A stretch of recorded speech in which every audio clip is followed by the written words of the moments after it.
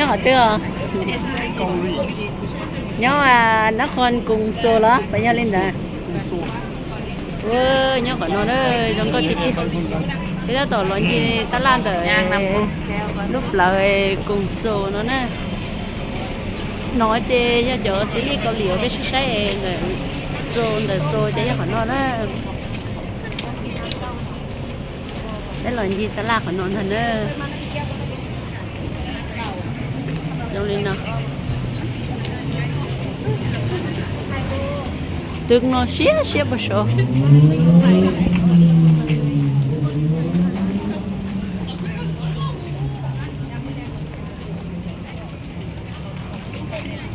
có sao vậy đi ta là con giờ không gì hả con giờ nhá cho nó khủng nó cầm ănช่วงพอดีเป็นช่วงหน้าร้อนอีกเขาจะให้ขายพวกแบบเครื่องฤดูร้อนแห้งเป็นตะซื้อไปอีกอ๋อใช่แล้วตลาดเนาะเราเลยมันที่กรุงเทพเนี่ยอย่างใช้ประตูน้ำนั่นแหละเนี่ยวัยรุ่นตัวจุ๊กแล้วก็จีเหมือนอย่างแช่ร้อยจ่อยแล้วก็จีเลยอ่ะเอ้ยขอตัวชมต่อเจ๊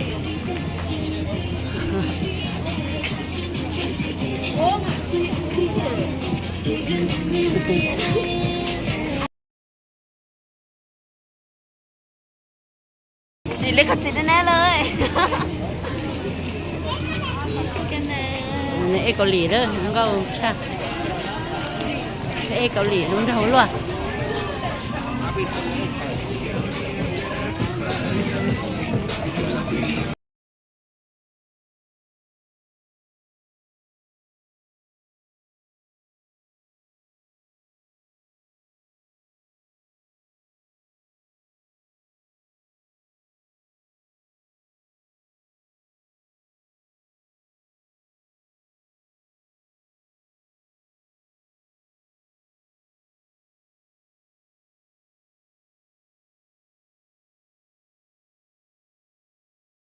โซnó nè lúc nào nè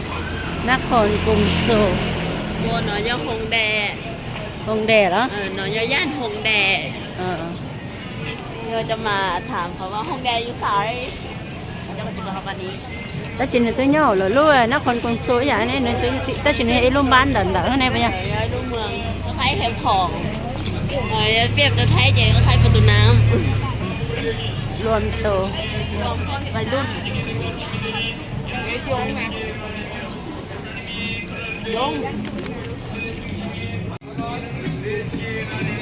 wow lúc trẻ nó sẽ tiết tiết rồi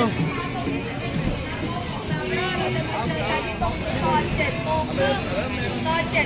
ทีนี้ใครจะซื้อรองเท้ามาได้ตรงไปค่ะเดี๋ยวจะเจอซ้ายมือเห็นรองเท้าเลยขอบรองเท้าเป็นถ้าบอกมีไซส์บอกมีของบอกต้องเป็นกังวลที่นี้ย้ายถึงตลาดเมียงดงนะเจอกันที่นี่7 โมงครึ่งแล้วร้านอาหารเราคือลงบันไดนี่ก็คือเป็นกินพักแล้วทีนี้เดี๋ยวใครจะไปซื้อกระเป๋าไส้ต้องรีบไปเนาะเพราะว่าร้านมันจะปิดใครจะไปกระเป๋าไส้หมูมาเด้อคารินใครจะไปคารินจอดนี่ไปหรอนี่ก็ไปอยู่กระเป๋าคารินนะจีไอ้ป้าแม่ก็หล่อnó ủ chỉ tàu này vậy là nó ở đây nữa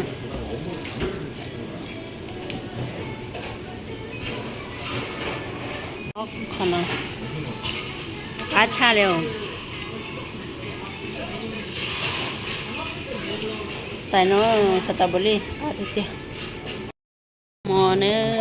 nó nhau Âu Mỹจะbếp lom ho nó là bếp lom ho cái sờ bún xiên rồi chị bún xiên này xiên như vậy xiên bún đầm nữa mà làm mình giòn nó rú để nhìn nè chiên nát ta mình sẽ cá chân gầu sao bác chị còn là ồ cú sa thế nhỉ chủ cá xương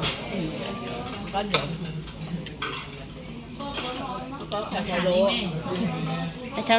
nó lan nó kẹn tao lấy cho nó tao giật sợ nó giờ lên nó chín lúa lên cháu nó bớt xì ô lì tháo bắt tay อยากกินส้มตำ อะไรก็คนละยังใกล้ๆแล้วเนี่ยเดี๋ยวนี้อยากกินส้มตำ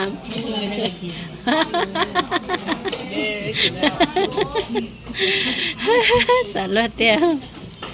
แต่ตัวตันถอดจะจงในนอนแถวน้ำพอต่อจะเป็นตัวเก๋เอ๊ะเจ้าอีหลัง Nó tìm nó chỉ chơi vậy là nhớ tôi thì nó mà sẽ chơi